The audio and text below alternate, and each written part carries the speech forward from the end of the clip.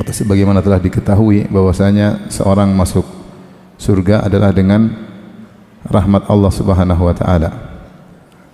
Oleh karenanya Rasulullah SAW pernah berkata, lan yadkhula ahadukum al-jannata bi amalihi. Tidaklah seorang dari kalian masuk surga dengan amalnya, yaitu amal seorang tidak bisa untuk bayar surga ya.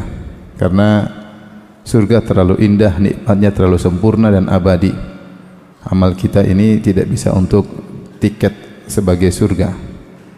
Makanya para ulama mengatakan lan yadkhula ahadukum al-jannah bi amalihi, ba di sini namanya baul iwad.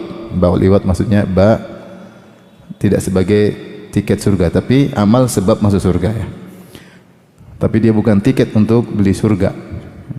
Maka sahabat berkata, wala anta ya Rasulullah, apakah engkau juga masuk surga bukan dengan amalmu? Kata Rasulullah SAW, wala ana illa an yataghammadani Allahu bi rahmatih. Saya pun masuk surga bukan dengan amal saya, tapi dengan rahmat Allah. Tapi Allah meliputi saya dengan rahmat Allah. Oleh karenanya Ibnu Qayyim menyebutkan, para ulama menjelaskan bahwasanya dukhulul jannah bi rahmatillah, masuk surga dengan rahmat Allah, wan najatu minan nar bi maghfiratillah, selamat dari neraka dengan ampunan Allah Subhanahu wa taala, waqtisamud darajat wal manazil bil a'mal, adapun tingkatan level surga dengan amal. Ini kaidah, selamat dari neraka dengan apa? Dengan ampunan Allah. Masuk surga dengan apa? Dengan rahmat Allah. Level di surga dengan apa? Amalan. Jadi kita masuk surga bukan dengan amal sebagai alat tukar ya, karena amal kita enggak ada apa-apanya dibandingkan dengan nikmat surga. Bayangkan kata Nabi sallallahu alaihi wasallam, raqatul fajri khairum minad dunya wa fiha. 2 rakaat dilakukan sebelum subuh, pahalanya lebih baik daripada dunia dan seisinya. Artinya apa? 2 rakaat kita kerjakan cuma 3 menit, kemudian ganjarannya lebih baik daripada dunia dan seisinya. Ini menunjukkan amal kita ini enggak bisa digunakan untuk bayar surga. Lagi pula kita beramal soleh, kalau kita beramal soleh cuma 40 tahun, 50 tahun kemudian meninggal. Sementara balasannya sempurna dan abadi. Jadi kalau kita hitung-hitungan ini tidak bisa untuk beli surga. Oleh karenanya masuk surga dengan rahmat Allah. Tetapi untuk menentukan level, Allah Maha Adil, maka dengan amal.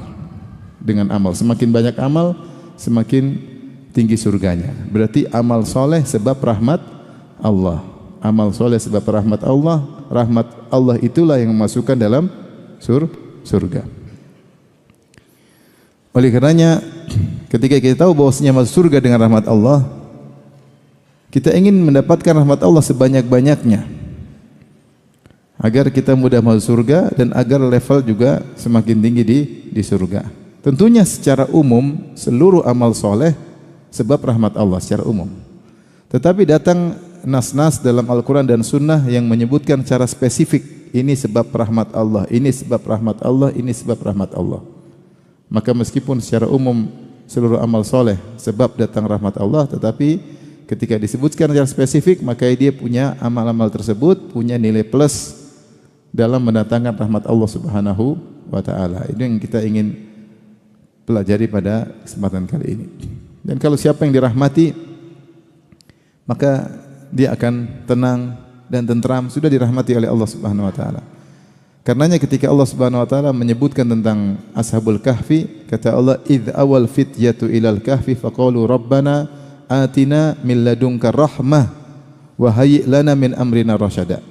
Ketika para pemuda yang berjumlah 7 orang tersebut, mereka ingin dibunuh oleh penguasa ketika itu, penguasa Romawi, maka mereka awal fityatu ilal kahfi, maka mereka pun pergi bersembunyi di sebuah goa. Al-kahf artinya goa. Maka mereka berdoa, Rabbana atina min ladunka rahmah, ya Rabb kami berilah rahmat darimu. Ya, rahmat banyak, ada rahmat dari kawan, dari orang tua, dari kakak, dari adik, dari sahabat, tapi rahmat min ladunka rahmah, khusus darimu. Baru mereka minta wahayyi' lana min amrina rasyada, dan persiapkanlah bagi kami agar urusan kami lurus. Jadi mereka minta rahmat dulu sebelum minta fasilitas atau kemudahan agar mereka bisa selamat. Yang penting dirahmati dulu oleh siapa? Allah. Maka mereka mengedepankan permohonan rahmat kepada Allah. Mereka mengedepankan permohonan rahmat kepada, karena seorang sudah dirahmati aman. Ya. Makanya Nabi Musa pernah berdoa, Rabbighfirli wa li akhi wa adkhilna fi rahmatik. Ya. Wa anta arhamur rahimin. Ya Allah, ampunilah aku dan saudaraku Harun, wa adkhilna fi rahmatik. Masukkanlah kami dalam rahmatmu. Engkau sebaik-baik memberi rahmat, ya. Karena siapa yang dirahmati oleh Allah maka sudah. Apa kata Amr bin As, Abdullah bin Amr bin As radhiyallahu anhuma, ketika buka puasa dia berdoa, Allahumma inni as'aluka bi rahmatika allati wasi'at kulla syai' an taghfirali. Ya Allah, aku mohon dengan rahmatmu yang meliputi segala sesuatu agar kau ampuni aku. Jadi antara konsekuensi rahmat Allah, Allah mengampuni. Makanya sering Ghafurur Rahim sering. Ghafurur Rahim, Allah menggandengkan antara Maha Pengampun dengan Maha Penyayang. Kalau Allah sudah sayang, Allah akan ampuni. Kalau Allah sudah sayang, Allah akan ampuni. Dan surga adalah salah satu rahmat Allah Subhanahu wa taala. Makanya Allah mengatakan, yauma tabyaddu wujuh wa taswaddu wujuh, fa ammal ladzina aswaddat wujuhum kafartum ba'da imanikum fadzuqul adzab ma kuntum takfurun, wa ammal ladzina biyaddat wujuhuhum fa fi rahmatillah. Ya. Kata Allah Subhanahu wa taala, hari kiamat kelak ketika ada orang-orang yang wajahnya hitam dan wajahnya berseri-seri, wajahnya putih. Adapun yang berwajah hitam, maka dikatakan kepada mereka, apa kalian kufur? Ya, maka silakan rasakan azab, masuk neraka. Wa ammal ladzina biyaddat wujuhuhum, adapun orang-orang yang wajah mereka putih bercahaya, fa fi rahmatillah, maka mereka dalam rahmat Allah. Maksudnya rahmat Allah itu maksudnya surga.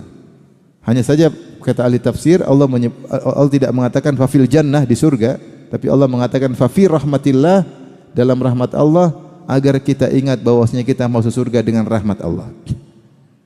Masuk dengan rahmat Allah.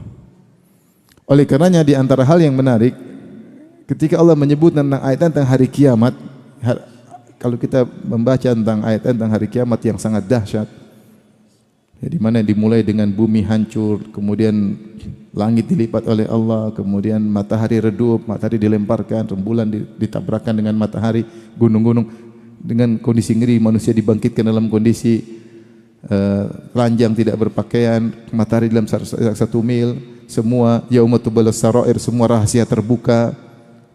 Hari yang sangat ngeri, semua orang lari, meninggalkan suaminya, meninggalkan anaknya, meninggalkan istrinya, masing-masing pusing dengan urusannya masing-masing.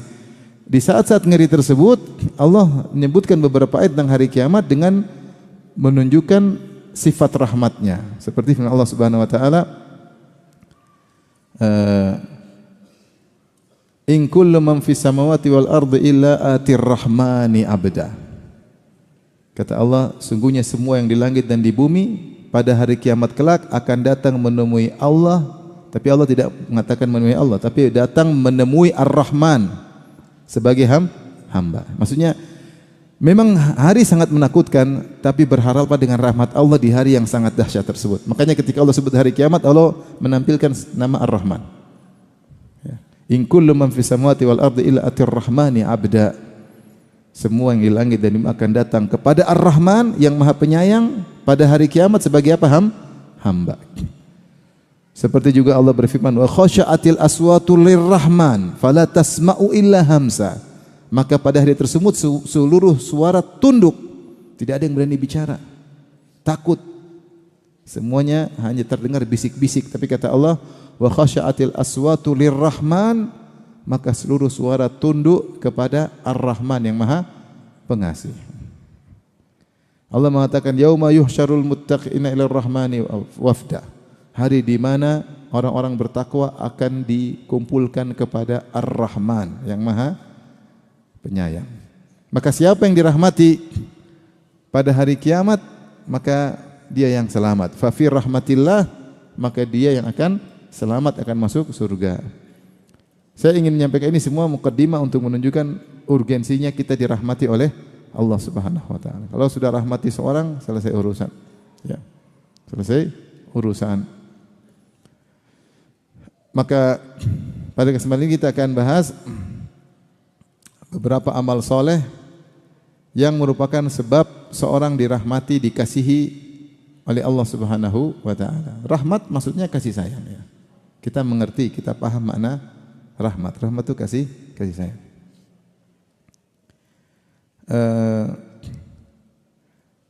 Kemudian yang berikutnya, mukadimah kedua,